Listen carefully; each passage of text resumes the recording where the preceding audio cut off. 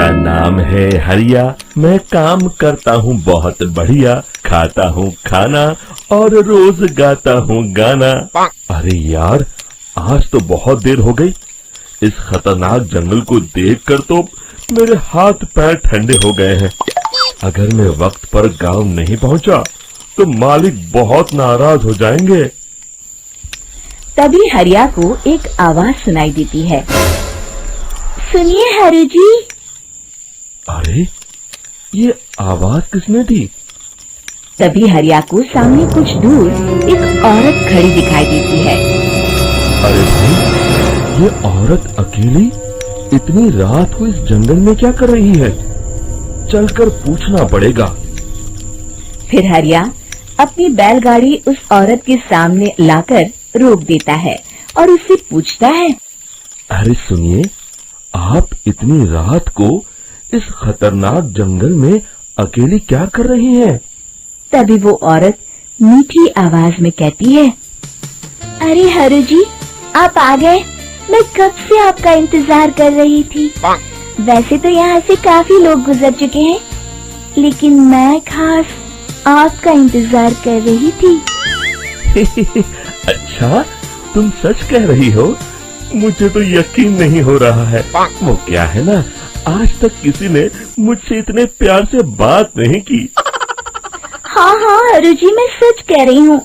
अब देर मत करिए और जल्दी से मुझे मेरे घर तक छोड़ दीजिए। हाँ हाँ, कौन सी बड़ी बात है, अभी छोड़ देता हूँ। आप मेरे पीछे बैलगाड़ी में बैठ जाइए और मुझे रास्ता बताते चलिए। फिर वो औरत हरिया की बैलगाड़ी में बैठ जाती है और हरिया बैलगाड़ी हाँकता हुआ आगे चल पड़ता है। फिर उस औरत के बताए हुए रास्ते पर चलते चलते हरिया बैलगाड़ी लेकर एक काली गुफा के आगे आकर रुक जाता है। हरिया उस औरत से पूछता है। हाँ देवी जी, आपका घर कहाँ है? यहाँ तो एक गुफा के अलावा और कुछ नहीं है। तभी अचानक वो औरत हवा में उड़ने लगती है। देखते ही देखते उसका सुंदर रूप एक डरावनी चुड़ैल में बदल जाता है और वो जोर जोर से हंसती है। अरे तू तो एक नंबर का बेवकूफ निकला। तू तो बड़ी आसानी से मेरी बातों में आ गया। अरे मर गया रे, ये तो एक चुड़ैल है।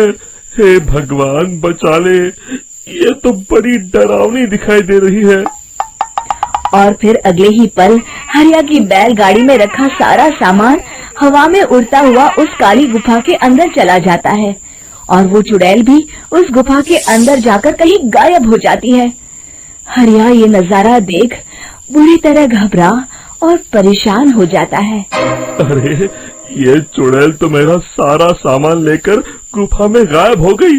अब क्या होगा? अगर मैं गांव खाली हाथ गया तो मालिक मेरी अच्छी खबर लेंगे। मेरी इस बात का कोई यकीन भी नहीं करेगा। फिर आखिर वही हुआ। हरिया के मालिक चंपक सेठ को हरिया की किसी भी बात पर रत्ती भर भी यकीन नहीं हुआ।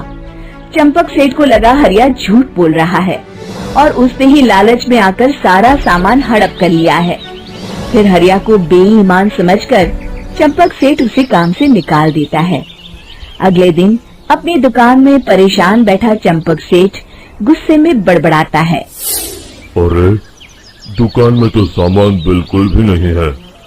अब मुझे ही शहर जाकर सामान लाना होगा। फिर वो अपनी बैलगाड़ी लेकर शहर चला जाता है। शहर से सामान लेकर जब चंपक सेठ वापस गांव लौट रहा होता है, तभी उसे एक आवाज सुनाई देती है। चंपक जी, ओ चंपक जी।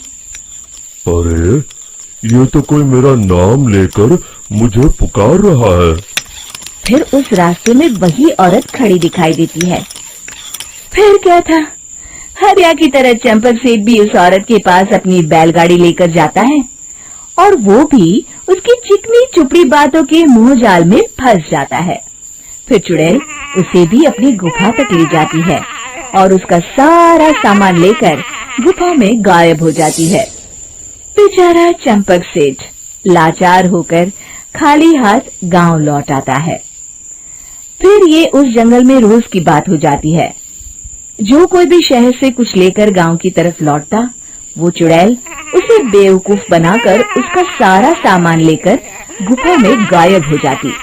एक दिन हरिया एक लकड़हारे को उसी जंगल की तरफ जाते हुए देखता है। फिर हरिया उसे रोकते हुए कहता है, अरे भाई, क्यों अपनी मौत को दावत दे रहे हो? मेरी बात मानो, आगे जंगल में मत जाओ, वहाँ एक बड़ी भयानक चुड़ैल रहती है। लकड़हारा हरिया की बातों को नजरअंदाज करते हुए कहता है, अरे भाई, मुझे पहले ही बहुत देर हो चुकी है, मुझे जाने दो भाई। शाम तक लकड़ियाँ काट कर शहर के बाजार में बेचना है। तुम अपनी ये कहानी किसी फुर्सत में बैठे इंसान को सुनाओ, मैं तो चला। इतना कहकर लकड़हारा वहाँ से आगे जंगल की तरफ चला जाता है। फिर अगले दिन गांव के मुखिया के घर के बाहर बहुत सारे लोग जमा हो जाते हैं। तभी हाथ में कुल्हाड़ी लिए खड़ा लकड़हारा कहता है, अरे मुखिया जी, अब आप ही हमें बचाइए उस जंगल वाली चुड़ैल से। हमारा सारा काम तो शहर से ही होता है। अरे मुखिया जी, उस चुड़ैल की वजह से तो मैं पूरी तरह बर्बाद हो गया हूँ। हम सबको मिलकर उस चुड़ैल का कोई इलाज करना पड़ेगा। तभी भीड़ में खड़ा वीरा कहता है, आप लोग चिंता मत करिए, कल से वो चुड़ैल किसी को नहीं लूट पाएगी। मेरे पास एक बहुत अच्छी तरकीब है। तभी चंपक सेठ उसका मजाक उड़ाते हुए कहता है, अरे तेरा नाम वीरा है तो क्या हुआ? तूने अभी उस चुड़ैल को देखा नहीं है? जाकर अपना काम कर, बड़ा आया। तब मुखिया जी कहते हैं, नहीं नहीं चंपक सेठ, मुझे लगता है हमें इस लड़के को एक मौका देना चाहिए। फिर सभी गांव वाले मुखिया जी की बातों से सहमत हो जाते हैं और वीरा शाम को एक बैलगाड़ी में कुछ सामान लादकर उस जंगल की ओर चल देता है। वीरा, ओ वीरा, कहाँ जा रहा है? तभी वीरा मुड़ के देखता है, वही चुड़ैल एक औरत के रूप में खड़ी है। अरे बहन जी, मैं आपको ही ढूंढ रहा था। देखिए, मैं आपके लिए क्या लाया हूँ। अरे वाह, तो खुद मेरे लिए इतना सामान लाया है। तू ही अकेला गाँव में समझदार है। जरा देखो, मैं भी खोल के बड़े भूख लगी है।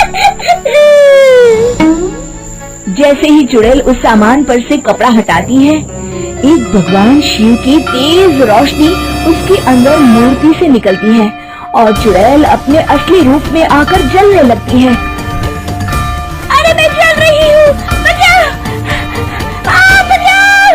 ओम नमः शिवाय! मर गई मैं! देखते ही देखते वो चुड़ैल राख के साथ उड़ जाती है और सभी गांव वाले भी वहां जाते हैं।